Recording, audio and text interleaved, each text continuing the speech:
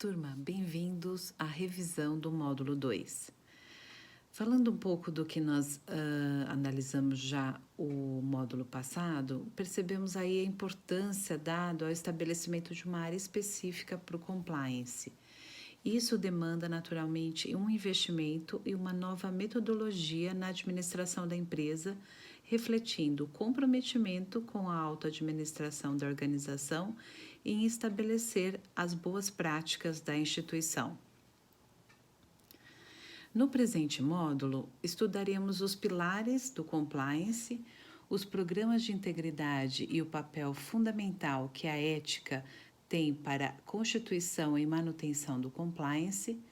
Aprofundaremos também alguns conceitos como cultura de compliance, compliance officer, alta direção e vários conceitos novos e essenciais para o pleno entendimento do Instituto, que serão esmiuçados por meio de exemplos e opiniões de autores renomados. As terminologias internacionais também serão abordados e no presente módulo estudaremos os pilares do compliance, os programas de integridade e o papel fundamental que a ética tem para a constituição e manutenção do compliance. Aprofundaremos também alguns detalhes que ficaram ainda sem ser abordados durante as nossas discussões.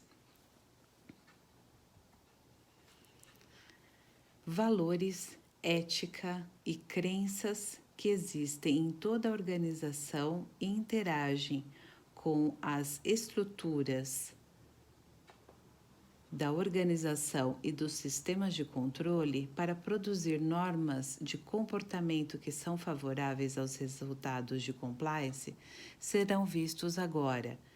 O Instituto, como citado anteriormente, é uma matéria ainda relativamente nova no direito positivo brasileiro e, por isso, ainda há quem não o conheça ou resista à sua utilidade. Contudo, a aplicação é uma via de mão única, pois não existe a possibilidade de uma empresa, independentemente de sua natureza jurídica, não adotar o compliance como metodologia de trabalho. Por ser tão importante, o compliance deve começar por quem deve dar o exemplo, ou seja, a alta administração. Os diretores da organização precisam ser modelos para os funcionários, que, ao enxergarem nos seus superiores um padrão ético e profissional consistente, terão prazer de seguir o exemplo. Ao elaborar o seu estatuto social, a organização deve se preocupar sempre com os seus objetivos, valores e a sua estrutura societária como um todo. A área da organização responsável pelo compliance vai analisar o seu estatuto e, além disso, todas as demais instruções normativas existentes na organização, como pareceres, circulares, entre outros, e a partir daí terá uma noção dos valores a serem exigidos nas auditorias. Como exemplo, digamos que uma empresa de material esportivo exija que todos os seus funcionários tenham formação básica de vendas. O setor de compliance, durante o levantamento de todas as informações cadastrais e curriculares, descobre que aproximadamente 15% dos funcionários não atendem tal requisito. A primeira pergunta a ser feita é: tal exigência contraria alguma lei? A resposta, se for negativa, pois uma empresa tem o direito de escolher qual tipo de formação um funcionário seu deve ter. O Estado não pode, desta forma, fazer de jeito diferente, a tal ponto do exercício de escolha dos empresários.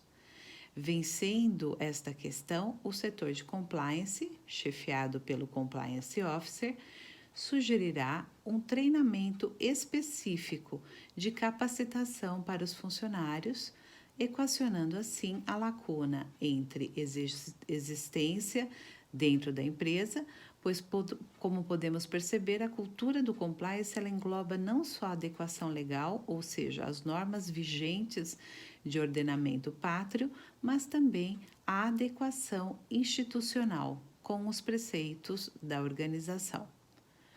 O que chamamos de cultura de compliance nada mais é do que correr nas veias da organização o sangue do comprometimento com a lisura, a adequação às normas e os conceitos essenciais da empresa.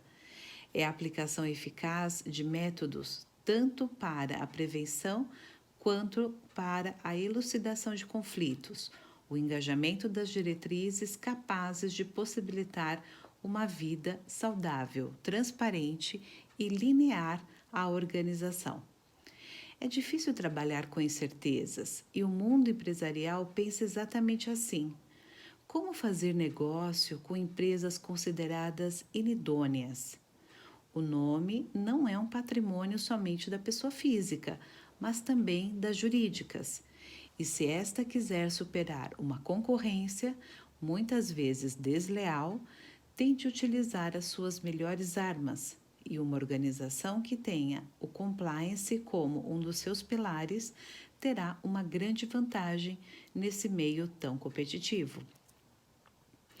Mendes e Carvalho, em 2017, afirmam que um programa de compliance bem-sucedido consiste na articulação estruturada, consistente e perene de diferentes iniciativas, como a definição e comunicação de valores éticos e competitivos pela alta direção, a criação de um código de conduta com regras claras e o desenvolvimento de estruturas para detecção e correção de falhas e infrações. As organizações que não são comprometidas poderiam também tentar elaborar um programa de compliance de fachada, no qual o comprometimento seria simulado e não real, ou seja, a empresa não estaria visando a cumprir a lei, pelo contrário.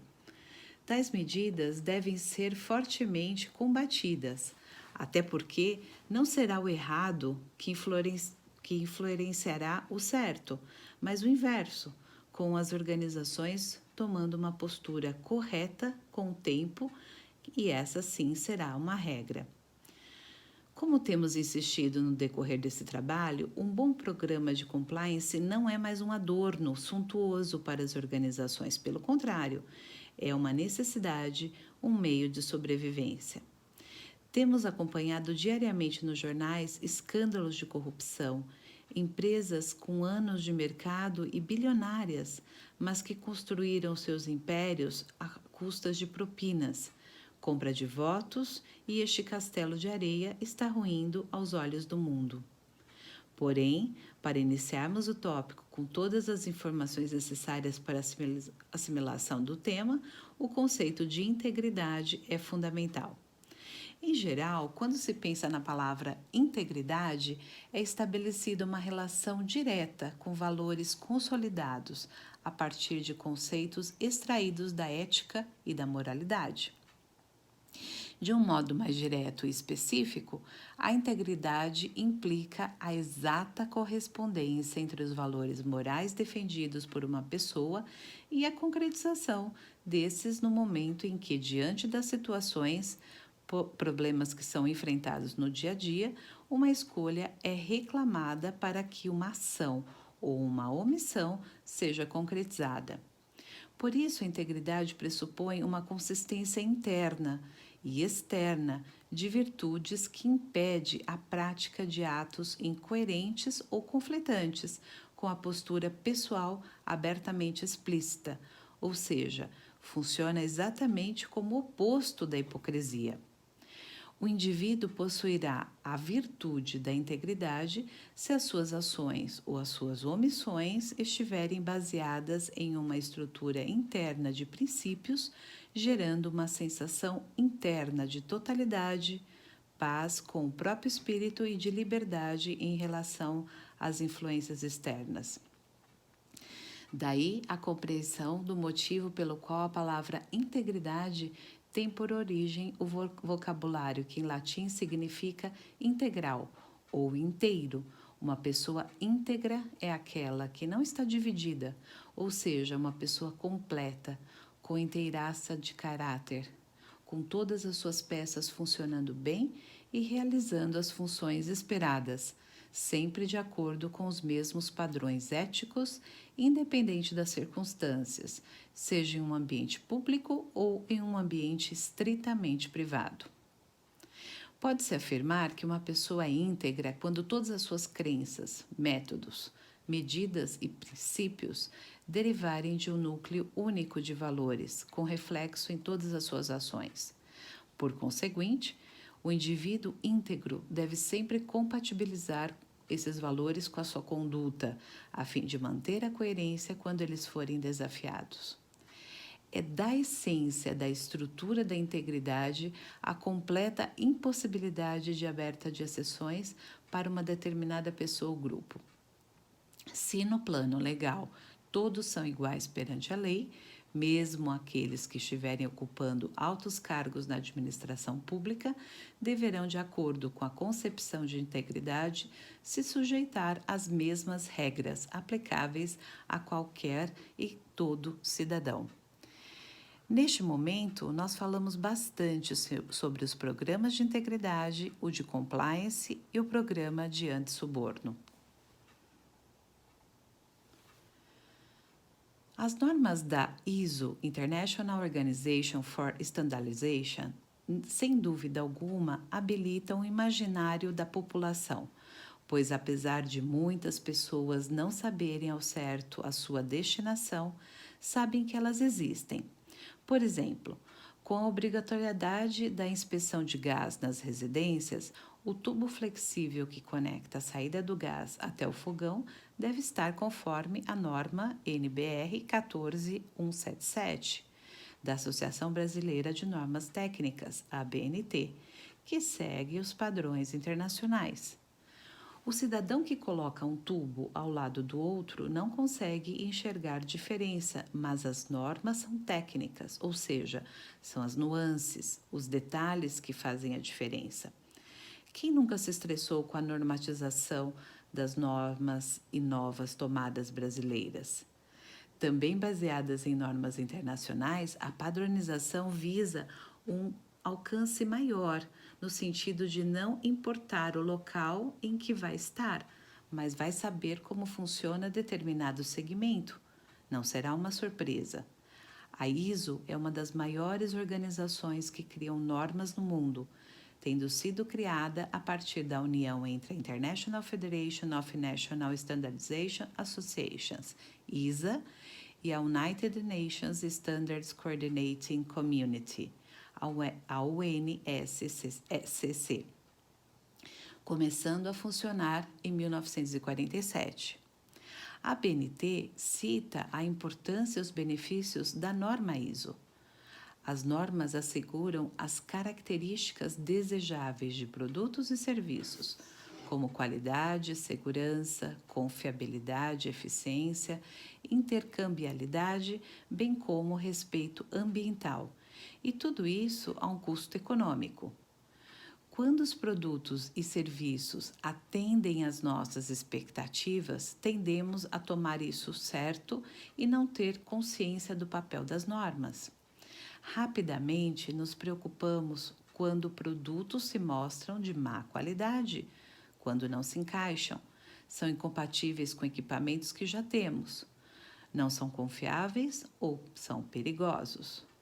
Quando os produtos, sistemas, máquinas, dispositivos trabalham bem e com segurança, quase sempre é porque eles atendem às normas, ou seja, são padronizados. As normas têm uma contribuição enorme e positiva para a maioria dos aspectos das nossas vidas. Quando elas estão ausentes, logo notamos. São inúmeros os benefícios trazidos pela normalização para a sociedade, mesmo que ela não se dê conta disto. Para as empresas, a adoção das normas significa que os fornecedores fazem e podem desenvolver e oferecer produtos e serviços que atendam às especificações que têm ampla aceitação em seus setores. Empresas que utilizam normas internacionais podem competir em muito mais mercados ao redor do mundo. Para os inovadores de novas tecnologias, as normas sobre aspectos como terminologia, compatibilidade e segurança aceleram a disseminação das inovações e seu desenvolvimento em produtos possíveis de ser fabricados e negociados. Para os clientes, a compatibilidade da tecnologia em todo o mundo, que é atingida quando produtos e serviços são baseados em normas, fornece aos clientes uma ampla gama de ofertas. Eles também se beneficiam dos efeitos da concorrência entre fornecedores. Para os governos, as normas proporcionam as bases tecnológicas e científicas que sustentam a saúde, a segurança e a legislação ambiental. Para o comércio internacional, as normas internacionais criam uma igualdade para que todos os concorrentes nesses negócios tenham as mesmas oportunidades. A existência de normas nacionais ou regionais divergentes podem criar barreiras técnicas ao comércio. As normas internacionais são os recursos técnicos pelos quais a política de acordos comerciais podem ser colocadas em prática. Para os países em desenvolvimento, as normas internacionais que representam o consenso internacional sobre o estado da arte são uma fonte importante de know-how tecnológico. Ao definir que características dos produtos e serviços esperados para atender aos mercados de exportação, as normas internacionais fornecem aos países em desenvolvimento uma base para tornar as decisões certas ao investir seus escassos recursos e, assim, evitando desperdícios. Para os consumidores, a conformidade dos produtos e serviços de acordo com normas oferece garantias sobre qualidade, segurança e confiabilidade. Para qualquer pessoa, as normas contribuem para a qualidade de vida, em geral assegurando que o transporte, máquina, ferramenta utilizados sejam seguros. Para o planeta que habitamos, as normas sobre a qualidade do ar, da água, dos solos, sobre as emissões de gases e de radiação e sobre os aspectos ambientais de produtos podem contribuir para os esforços em preservar o meio ambiente. A implementação do sistema de gestão de compliance e antissuborno é, respectivamente, o objetivo principal das normas ISO 19600 e a ISO NBR 37001. A ISO é uma das organizações mais confiáveis e de maior credibilidade no mercado quando o tema é normatização de técnicas em escala global. Daí, atualmente, estar presente em cerca de 160 países. Neste contexto, a norma internacional ISO 19600 de 2014 trata de orientações que vão desde a criação, desenvolvimento e implementação do sistema de gestão de compliance, também chamado de conformidade, até a avaliação, manutenção e melhoria contínua desse sistema. A referida norma ISO é aplicável a qualquer tipo de empresa, contudo, a complexidade para a implementação dependerá do tamanho, estrutura e da natureza e do objetivo de cada uma delas. Segundo a ISO 19600, o seu escopo é fornecer orientações para o estabelecimento, desenvolvimento, implementação, avaliação, manutenção e melhoria do sistema de gestão de compliance de forma efetiva e ágil em uma organização. Um programa de compliance baseia-se em pilares para definirem a forma da organização atuar no dia a dia. São linhas mestras, simples, fortes e abrangentes, sem margem para dúvidas quanto à direção a ser seguida. Esses pilares sustentam o programa e o sucesso de sua aplicação prática depende diretamente do apoio incondicional da alta direção da organização. A ISO 19600 contribui diretamente com as estratégias de compliance, pois o seu objetivo é identificar todas as obrigações e a sua organização está sujeita a garantir que sejam cumpridas de forma organizada, seguindo as suas diretrizes, que são as chamadas 7 Cs: cultura, comportamento, controles, competências, comunicação, comprometimento e consistência, que servem para levantar questões essenciais para um sistema de gestão efetivo.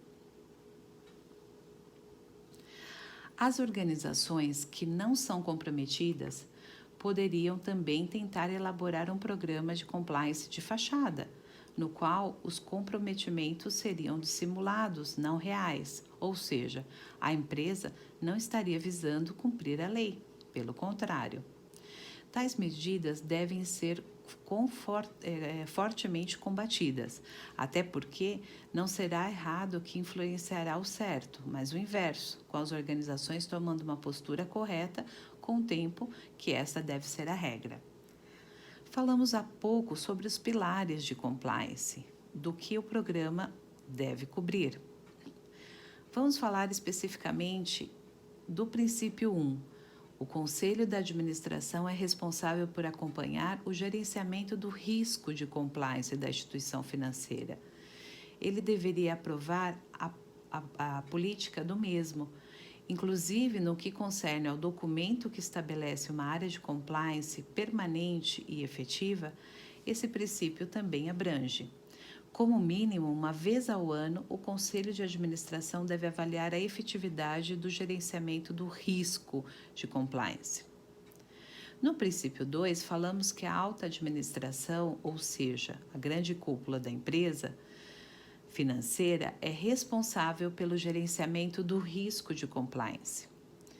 No princípio 3, falamos que a alta administração é responsável por estabelecer e divulgar a política de compliance da instituição, de forma a assegurar que está sendo observada e deve manter o Conselho de Administração informado a respeito do gerenciamento do risco de compliance, chamado também Programa de Integridade. No princípio 4, dizemos que a alta administração é responsável por estabelecer uma área de compliance permanente e efetiva, como parte da política da mesma. Neste momento, avaliamos que a área de compliance ela deve ser independente, não se submeter a outras áreas da organização, para também garantirmos a sua efetividade. No princípio 5, comentamos que a área de compliance deve ser independente, pressupondo 4 elementos básicos: status formal, existência de um coordenador responsável pelos trabalhos de gerenciamento de risco de compliance, ausência de conflitos de interesse e acesso a informações e pessoas no exercício de suas atribuições. O princípio 6 comenta da área de compliance que deve ter os recursos necessários ao desempenho de suas responsabilidades de forma eficaz. Já no princípio 7, comentamos que a área de compliance deve ajudar a alta administração no gerenciamento efetivo do risco de compliance, por meio de atualizações e recomendações, manuais de compliance para determinadas leis e regulamentos, identificação e avaliação do risco de compliance, inclusive para os novos produtos e atividades, responsabilidades estatutárias em relação ao combate da corrupção, lavagem de dinheiro e ao financiamento ao terrorismo, bem como relações com reguladores e implementação do programa de compliance efetivamente. No princípio 8, comentamos sobre o escopo e a extensão das atividades da área de compliance, que devem estar sujeitos à revisão periódica por parte de uma auditoria interna. O princípio 9 traz que as instituições devem atender às exigências legais e regulamentações aplicáveis nas jurisdições que operam. A organização e a estrutura da área de compliance, bem como suas responsabilidades, devem estar de acordo com as regras de cada localidade. E, por fim, no princípio 10, o compliance deve ser encarado como uma atividade central para o gerenciamento de risco em um banco. Neste contexto, algumas atividades podem e devem ser terceirizadas, mas devem também ficar sob a responsabilidade do chefe do compliance. Os pilares de um sistema de gestão de compliance, como acabamos de ver, são baseados em princípios.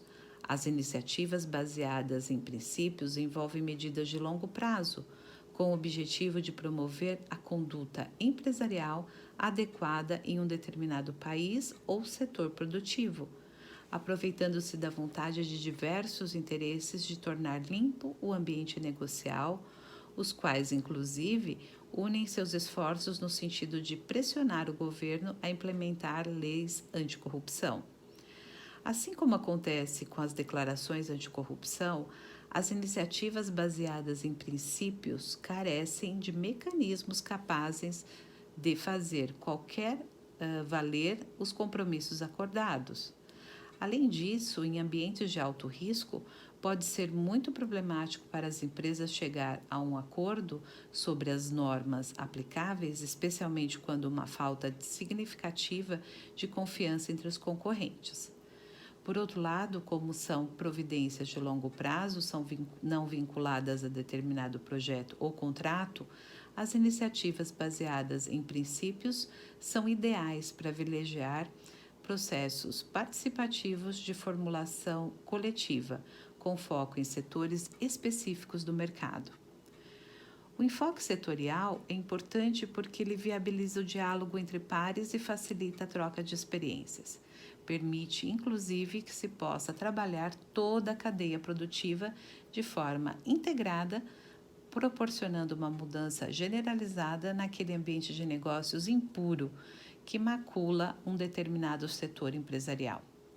É evidente que para cobrar uma organização tem de primeiro dispor para os seus subordinados todos os mecanismos de informação, pois não é razoável cobrar uma conduta ética se essa não estiver sendo especificada a quem será exigida. Neste caso, é razoável que a empresa deva dar um exemplo de código de ética para cada funcionário, colocar em um local eletrônico ou, no mínimo, deixar um exemplar em local visível e acessível para qualquer funcionário da organização poder manusear. Como temos insistido no decorrer desse trabalho, um bom programa de compliance não é